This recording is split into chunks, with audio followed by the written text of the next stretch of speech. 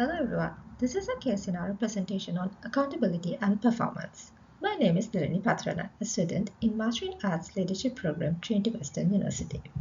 First, we will see what is accountability. According to Emmanuel and Emmanuel, accountability is about individuals who are responsible for a set of activities and for explaining or answering for their actions. Accountability can be further categorized as personal, professional, public, and social accountability. Now let's move on to our case scenario. This case is based on an incident that occurred in a private hospital in Sri Lanka. For the purpose of confidentiality, the hospital's name has been changed. ABC Hospital Corporation Private Limited is a private tertiary care hospital located in the heart of Colombo, Sri Lanka with a busy internal medicine unit. The hospital pharmacists dispense medication for both inpatient wards as well as outpatient services.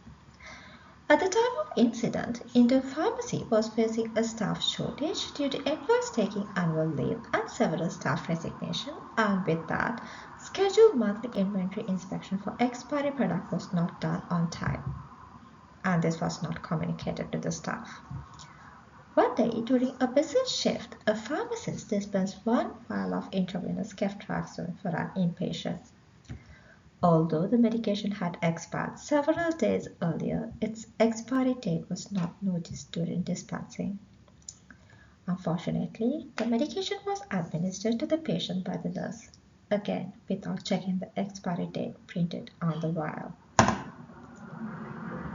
The next day, while documenting the previous day's dispensed medications in the hospital inventory management system, the pharmacist noticed that ceftriaxone vial was not under active medications.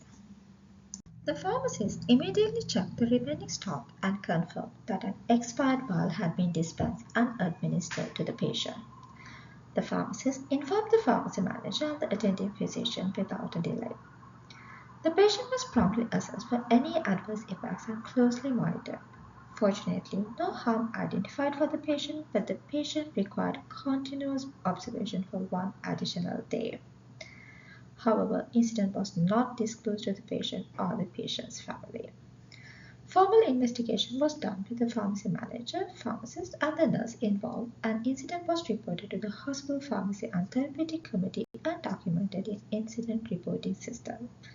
Afterwards, the hospital nursing and pharmacy staff were educated about the incident. Upon analyzing the case, several accountability gaps are identified. Firstly, failures in personal accountabilities. Emmanuel highlighted that individuals often resist change and are more likely to hold others accountable than themselves, which is very obvious in our case.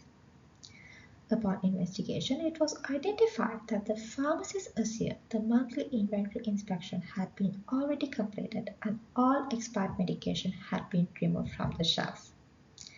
Sadly, during the investigation, nurse stated that she has poor eyesight and has difficulties in reading small letters, so without verifying the expiry date on the vial, she just assumed that the pharmacist has already checked the drug expiration before dispensing.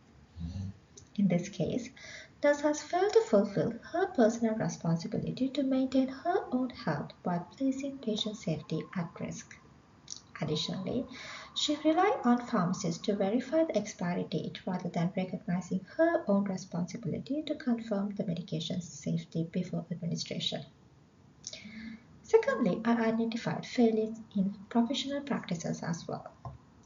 Healthcare professionals are responsible for following standard operating procedures and ensuring patient safety. In this case, pharmacy staff failed to perform mandatory monthly inventory inspection process on time to identify and remove expired medication from the pharmacy stock. And also, both the pharmacist and nurse failed to fulfill their professional responsibilities to follow standard operating procedures, which is to verify the medication expiry date before dispensing and administration. Now let's focus on public accountability gaps. Firstly, inadequate enforcement of standards. In Sri Lanka, according to the current practice standards, double verification process is not required.